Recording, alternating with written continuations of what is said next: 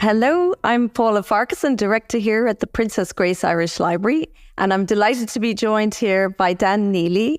Dan is joining us from America, and in fact, I met Dan in Dublin in June at the Technological University Dublin at the Irish American Music Culture Symposium, where he gave a keynote speech about Mick Moloney.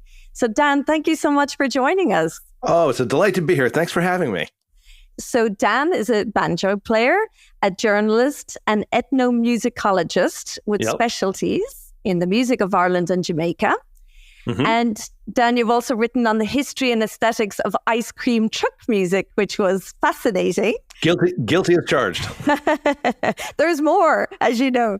And since 2021, you've been a board member of the Ward Irish Music Archives. And you've also written the weekly traditional music column for New York's Irish Echo newspaper since 2012. And we're delighted to have your expertise and knowledge for today. So perhaps we could start with the keynote speech that you did about Mick Moloney, a mighty figure and a driving force in Irish music in the United States. So it would be wonderful to hear a little bit of what you had said during that symposium. Well, I was invited over. It was sad.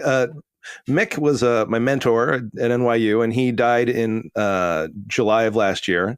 And he was scheduled to give the keynote lecture at this conference. And I don't remember what he was going to talk about. I imagine he was going to talk about the song sheet collection because he had an opportunity to acquire it at one point because he lived in Philadelphia and he just wasn't able to pull together the funds, something that he lamented quite often because it is a world-class collection. But at the same time, he was also doing all sorts of other things, and including being a professional musician. So he was a very busy guy. And that's not necessarily the most financially advantageous position to be in when you're a student and a professional musician. So Mick wasn't able to make it, and the organizers of the conference asked Don Meade, who's a colleague of mine here in New York. He's another banjo driver, and he's the person that a lot of people go to ask for historical questions too, because Don's been around for quite a long time, and he's the person who remembers every tune. And he remembers not just like one title every tune. He'll tell you like 4 different titles for every tune. And there'll be like, he'll tell you who recorded it and who was the first one to do it. And he's sort of an encyclopedia of tunes. So anyway, Don was initially asked to come over and give the keynote, and Don said, well, I've never given a academic type of lecture before. Maybe Dan can come and help.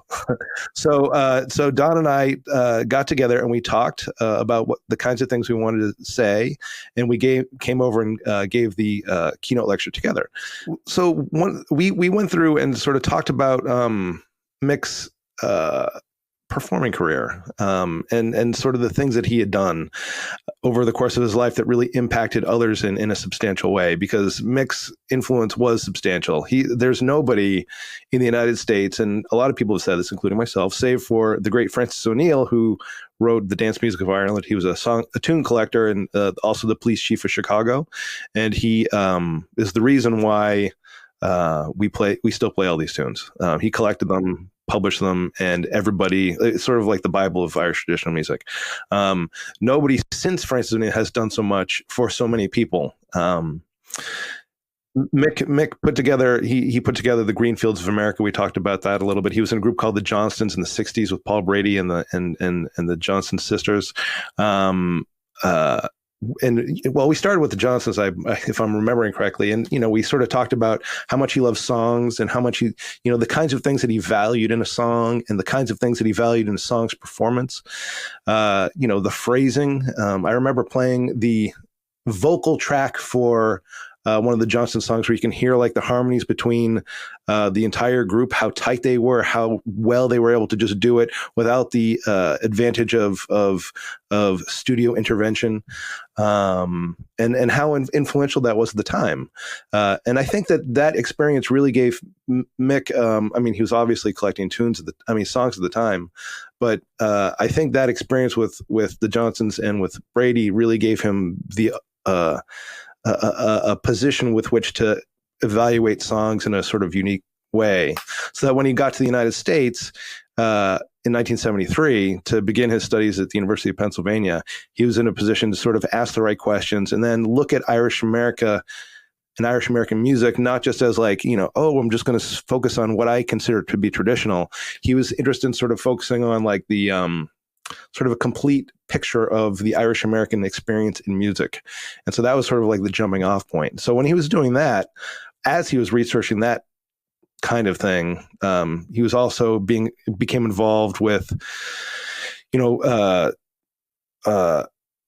think it was the Smithsonian, or the Library of Congress, where he would go, but he got money to go out and like do field research projects. So there was a sort of major early one that he did in Chicago, and he documented the music making in Chicago in the mid 70s.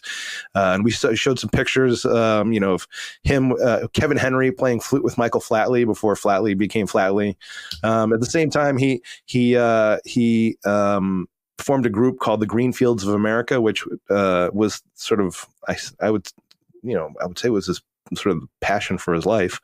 It was the group that brought Irish traditional music and dance to the stage and for American audiences in a way that it had never been presented before. And what he did was it was a large group, and it started the 1976 Festival of American Folklife. That was the first performance in 1970. I said 76. I think it was 76. And so he collected traditional musicians from all over the United States and presented them on stage. And also there were musicians who were brought over from Ireland, and they all performed together. And then subsequent to that, Mick took this group on the road, and they became sort of a performing group with a rotating cast of performers. And kind of anybody who was anybody in the world of Irish traditional music in the 80s, 90s, and 2000s passed through it. He really was a platform to jumpstart other musicians and performers' careers. Absolutely. And I think it was 1998, Mick received the National Heritage Fellowship, which is the highest honor a traditional musician can get in the United States as a governmental award. But, Mick was able to shepherd a number of Greenfielders into that sort of rarefied circle of fellows. People like Liz Carroll and Billy McComsky. There's more than a dozen of them. Mick also put together or sort of fostered a group called Cherish the Ladies, which is the first modern day all women's group of Irish traditional musicians. And so Joni Madden is the leader of that now, and she's a National Heritage Fellow. And I don't think any of these National Heritage Fellow honors would have happened were it not for Mick's guiding hand. I mean, he really did a lot. And when I say he did a lot for everybody, he did a lot for everybody. Super, super open with his knowledge. He was a person who liked to put people together. At NYU, like you were saying, I wrote my dissertation about traditional music in Jamaica called Mento, but I became very, very interested in Irish traditional music as well. And I was, formed a group at NYU called the Washington Square Harper Shamrock Orchestra, which I eventually took over the leadership of.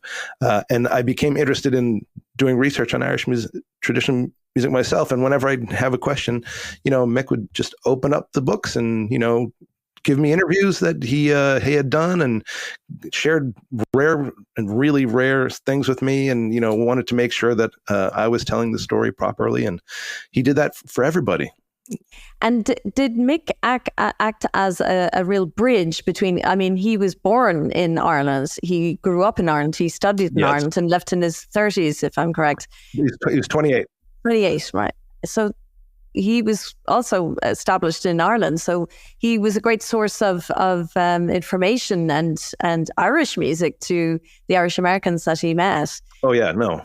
And one thing that I found fascinating from the symposium was that you had mentioned about the future of Irish American music and the fact that the likes of Mick, or the likes of even my generation going over as we did, getting green cards, that there's no need now for Irish people to leave because the economy is going so well, and that might be posing a risk to the continuation in at such an important level that it has achieved to date. Can you give us a bit of input on that? Yeah. What I was saying earlier about Mick sort of having a guiding hand and shepherding people through particular channels to make things happen, you're only able to do that if you have real lifelong experience and a particular array of connections that allow you entree into certain circles, into certain conversations. And there is nobody who had that kind of constellation of connections that Mick had.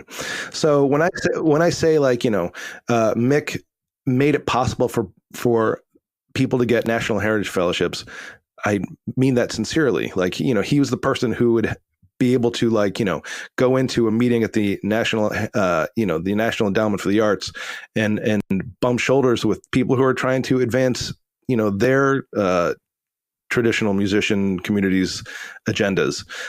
But Mick was able to go in there and make, he was such an intelligent guy. He could go in and make a real argument and be very successful. But he knew the politics, he knew the people involved, and he knew how to approach the whole thing. There's nobody who I don't think that can do that. At the same time, one of the issues that we have in the United States is that people are hypersensitive to immigration and immigrants. And so over the last, I would say, 22 years, we've the immigration rules and the visa rules have tightened very, very significantly. So it's more difficult, not just to get in here, as a say a J1. It's more difficult to get in here as a touring musician. Yeah, a professional musician. The Ward Irish Music Archive is connected to a great big festival, the Milwaukee Fest, and they on their website have a link that explains the process for getting a visa for a performer. And not only is it very expensive and requires a lawyer, to get an interview, if you're living in the west of Ireland, you're going to have to go to Dublin and foot that bill yourself. So that's a very expensive proposition. And then, add to that the layer of administrative mystery, because, you may get to the end process and then get denied. In somebody like Mick would be able to write, letters that would appeal to the people who were involved with making these kinds of decisions, he could write, letters of sponsorship that would carry significant weight. And with him gone, this type of thing won't happen as often. So I'm not saying it won't happen, but there are significant challenges, and I think that Mick was a sort of uniquely positioned to get people through and make things happen. Right. Yeah. Well, we'll have to keep an eye on that, because of the importance of that, and certainly he touched so many places. I was speaking with the Kelly House, Susan Kelly Van Medicus, who is the niece of Princess Grace, and she hosted Mick a couple of years ago, and he gave a wonderful performance and spoke about Irish American traditional music. So yeah, he will be missed, that's for sure. So I just to move on to another subject, I was wondering if you could give us a little bit of an insight to one of the big names in music, Dan Sullivan. Yeah. I understand that you know a lot about him. Respected piano player who led a band called the Dan Sullivan Shamrock Band in the 1920s and 1930s. That's correct. Yeah, and you had said to me that Mick and yourself had talked extensively about your research into that, and he was supportive of that. And I looked up our collection here, the Princess Grace's personal song sheet collection, and we did find two song sheets that I forwarded to you. One was Every Tear is a Smile in an Irishman's Heart, and Dan had done the lyrics on that. And another one by Dan Sullivan was The Girl I'll Call My Sweetheart Must Look at Like You. Yes. So it'd be lovely if you could speak about him a little. Okay, so I'll go into the long version and then we can, pare down from there. I became interested in Dan Sullivan because the band that I mentioned earlier at NYU that Mick had started, called the Washington Square Harp and Shamrock Orchestra, was modeled after the Irish American dance bands of the 1920s and 30s, one of which was the Dan Sullivan Shamrock Band. Now, I sort of I thought it was funny. I go, oh, well, when I became leader of the band, I'm like, oh, well, Dan Sullivan was the leader of that band, and my name is Dan, so maybe I should, learn something about him. Turns out, Dan Sullivan was from Boston, and I grew up in a suburb of Boston called Newton, where Boston College happens to be. Right. Then when I dug a little bit deeper, I found out that Dan had actually moved to Newton in 1920.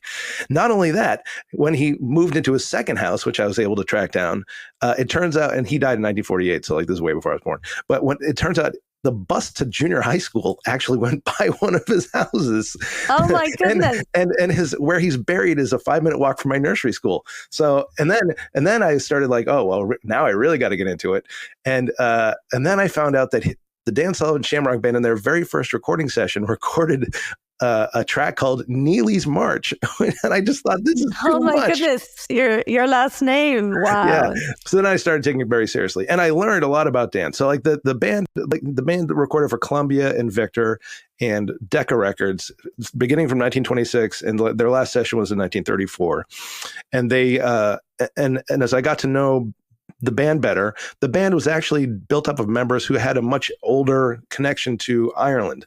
And it's focused, most of the members of the band had a connection to Dan Sullivan's father, whose name was also Dan, who came over to the United States in 1875 and became sort of like when he died, the newspapers called him like the most famous Irish musician on the Eastern Coast. Wow. I thought that was very interesting. And then I got to know Dan a little bit better. And it turned out that the Shamrock Band was sort of a small part of his career. And he started out in a variety orchestra, like a variety theater orchestra with his dad. And then he became involved with the piano trades. So he sold pianos, and that's what he did for his career from about 1900 to his death in 1948. He had a heart attack right in front of his business right next to Boston Common, and he died there. But his other gig was he wrote Tin Pan Alley style songs, ballads, and he wrote for the musical theater. And he wrote over 100 pieces. And oh my goodness. Every now and again I find another, or a different setting of something that, he had done in one particular way. So he was actually he had a very strong resume as a composer of popular song. So it's interesting you pull these two songs out, because the first, the girl I'd Call My Sweetheart Must Look Like You, that was written in 1911. And he wrote it with Chauncey Alcott, who was sort of a famous American tenor. And I don't want to say sort of a famous American. He was a very famous American tenor who was also an actor. Not on the level of John McCormick, but like, on a level of sort of like a professional stage tenor. So, he'd dress up and look the part and perform. And he started out, in the 19th century, he started out in minstrelsy, but he became very famous as sort of like this Irish presenter. And he was actually born in New York, as I understand it. So he wasn't born in Ireland. I think he played that kind of thing up. But this song, The Girl I'll Call My Sweetheart Must Look Like You, was from a show called Macushla. And so he wrote for that. Another guy who was a famous composer who Mick was very interested in, named Al Dubin, wrote songs for that show. And it was produced by a guy named Augustus Pitou, who was a theater entrepreneur at the time. So stick a pin in that for a second, because I want to go to the second song. The other one was written in 1919. Did you happen to look at the entry because what's interesting about that piece is that Dan wrote the lyrics and not the music. And so like, I don't think that Dan was necessarily the most gifted songwriter. He's good with the piano keys. But the person who composed the music, or the people who composed the music, one of them was named Alma Saunders, and her husband, Monte Carlo. I did see that. Yeah. Nothing to do with Monte Carlo and Monaco, I presume. But... No. His That's actually nom de plume. His real name is Hans von Holstein, and he was born in Denmark. And he left Denmark because sometime I guess in the early 20th century because his parents were pressuring him to go to medical school, and he was like, no, I want to write for Tin Pan Alley kind of. So, but he and how did he get to write our Irish songs? That's unusual. We turn to Mick Moloney once again because in the world of Tin Pan Alley, you had all these sort of people of different ethnicities writing Irish songs for the Irish market. And Mick actually did an album about this called If It Wasn't for the Irish and the Jews, because there were a lot of Jewish composers who would take Irish names and write Irish songs to sell the Irish market. So it was big business at the time. It really was big business. And it's interesting about Monte Carlo because he wrote a lot of songs that Monte Carlo and Alma Saunders, they wrote songs that people like John McCormack actually ended up recording. So that Tumble Down Shack in Athlone would be one.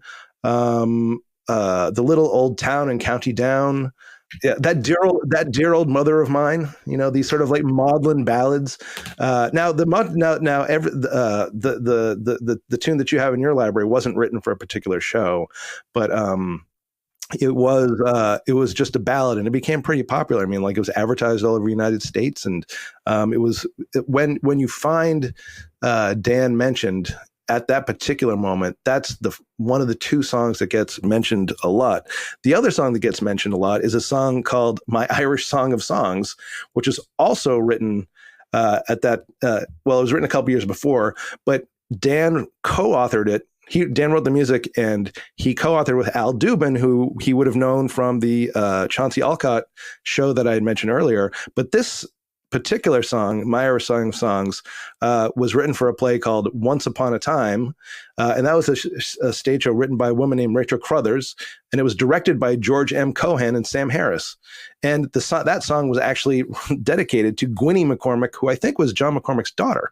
So it's funny to see how like Dan is sort of involved in these sort of circles. So I'm saying all these names that throwing all these names towards you at this point. But if you took any one of them, I'm sure the archive has multiple holdings of all these people. Oh, so we encourage people to take a look on our website. We have access to that music collection, the Princess Grace music collection, and hopefully it will live on because this is music that is kept alive by musicians like yourself. So is this something that you yourself would look into to find new inspiration from old song sheets, like in the collection here, which spans basically 100 years from the famine times, mid-1800s, up to after the World War II, mid-1900s?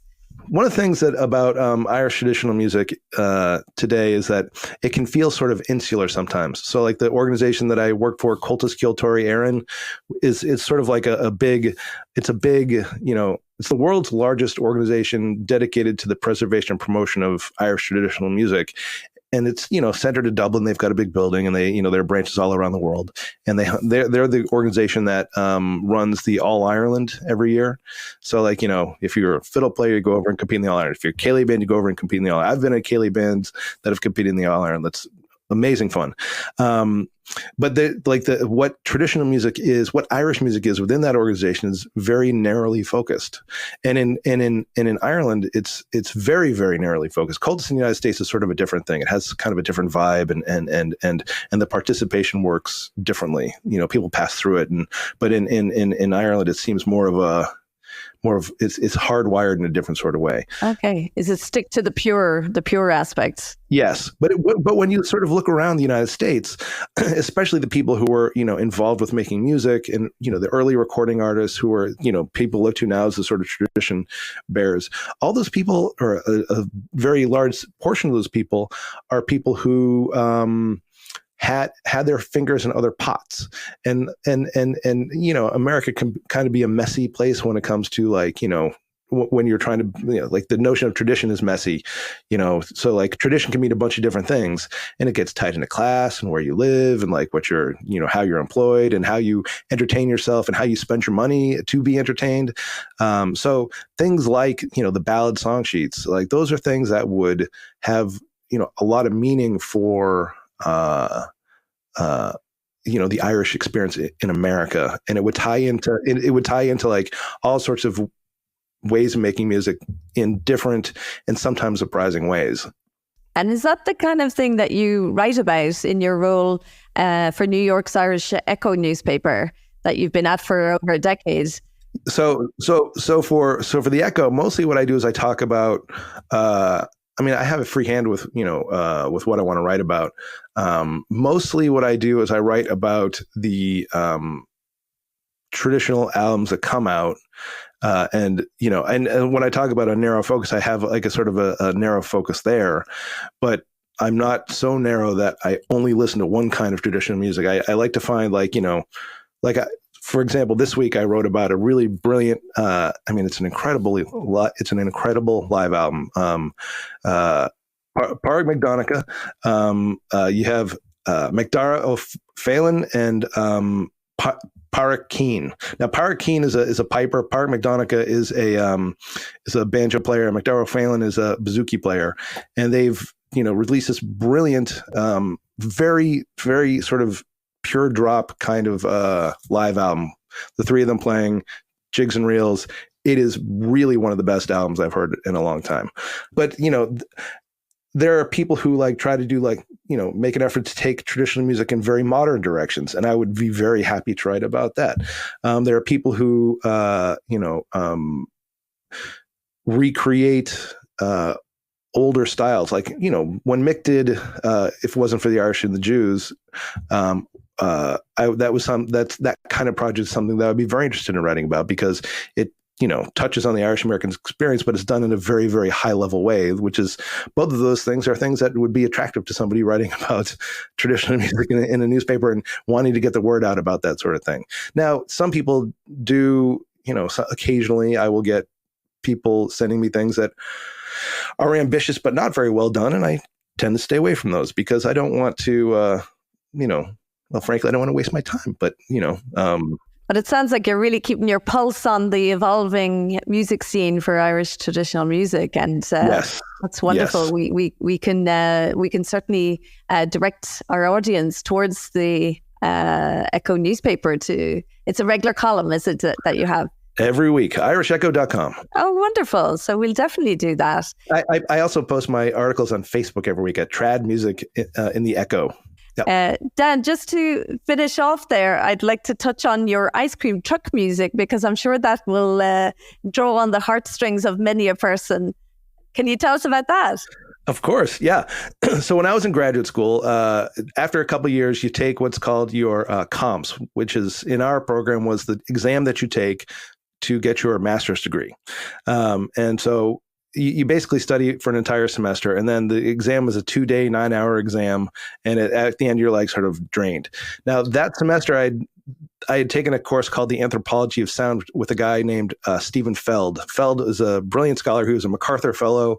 He was an anthropologist, and he really changed the way I looked at sound as a phenomena and something that could be studied. So after I took my comps, I was living in Brooklyn in a basement apartment, and I basically spent a week watching TV and drinking beer on my sofa, as a good graduate student does. I outside of my apartment all the time were ice cream trucks, and I was like, "What in the deal? What's the deal with these ice cream trucks? What's the deal with this music?" And nobody seemed to know. And I go, "Well, you know what? Now that I have a newly minted master's degree, I'm going to find out for myself." So I started asking the drivers, and the drivers sent me to the garage, and the garage sent me to the manufacturers. The manufacturers sent me to the old timers, and I kind of started finding, sort of crafting this little history about how the music worked and developed. And then everybody thought I was crazy. Dan, you've got way too much time in your hands. Well, that's, you got to keep. You don't want to. You don't want to let a good idea go to waste. So I presented it. I wrote up a little paper. I presented it at a conference at the Metropolitan Museum of Art here in New York. I would talk about it in undergraduate classes, and then the professional societies, Society for Ethnomusicology, the Society for Musicology, Society for American Music, and the Society for Music Theory had a mega meeting in Canada. And so I went and presented my paper there, and there were like 100 people there like to see this. Like everybody was fascinated. And so then, a small arts journal asked to publish the short version. Then I published like a much longer and more comprehensive version in a book that Oxford University Press published. And I think it seems like such a small, insignificant thing. The music, the sound of the music really never changed, even when it went from sort of an analog, an amplified device to a digital device. I mean, the intention of the sound remained the same. And I think that's interesting. Why would it do that? And then, then in the last few years, it's become a very interesting thing because NPR published a thing about how one of the melodies that the ice cream that was used to be commonly found in ice cream truck music boxes had a history in minstrelsy. And sort of like the implication was that the ice cream truck music song is racist. But of course, a melody can't be imbued with meaning in that sort of way, but it opens up a really interesting conversation about race, but also about semiotics. And so like it's actually and I think that it's sort of a bite-sized conversation because you don't really have to know very much about the music. Everybody knows the music. It's like a simple little melody. I've heard it since I was a child. I grew up with this sound, but like it gives you an opportunity to talk about interesting sort of approaching high level concepts in musicology with like this really simple little sound. So I don't know, I think it's a fascinating subject. It does. That's a very wonderful anecdote to tell with a lot of research and work behind that. Yeah. So I really want to thank you, Dan, for your time and this interesting review of so many topics. And we really look forward to you visiting Europe again, and whether that's Dublin or Monaco. I hope that we'll hear you play and hear you speak at another time. Thanks so much for having me. Thank you so much, Dan Neely, for your wonderful contribution to the Princess Grace Irish Library podcast today. And if you'd like to find out more, you can see the description below for details. Thank you again. Bye-bye.